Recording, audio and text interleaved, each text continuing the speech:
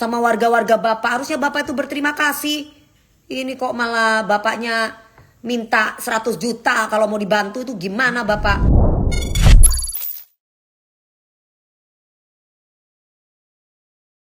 Dewi Persik bakal laporkan Pak RT tolak sapi kurbannya sebut tak butuh daging, sempat ditantang.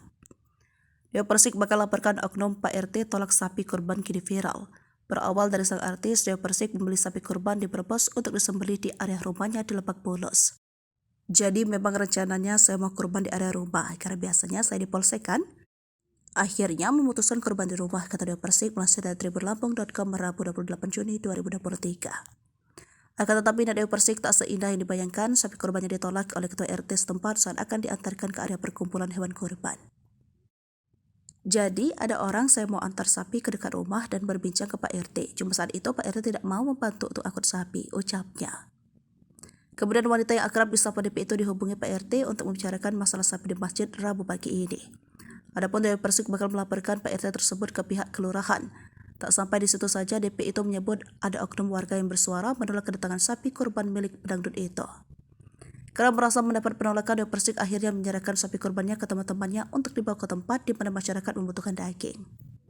Tidak hanya itu, Dewi Persik justru diminta biaya sebesar 100 juta rupiah apabila hewan kurbannya ingin tetap diurus dan dibagikan kepada masyarakat yang membutuhkan di sekitar rumahnya.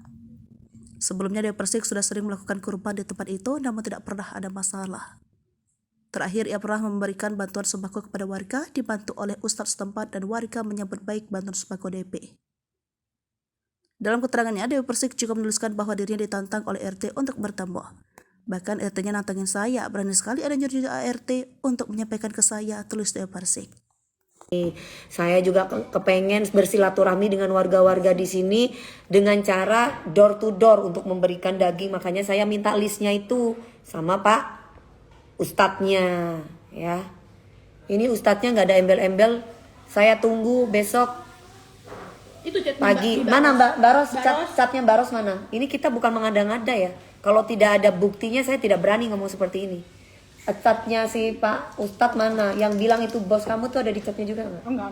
Itu ngomong sendiri. Iya, kalau Pak Ustadz mah enggak ada sangkut pautnya. Tadi kan Pak Polisi bilang takutnya salah paham. Iya. Tadi aku kan takutnya salah paham. Nah, yang di apa iya kalau itu aja mohon maaf nih ya.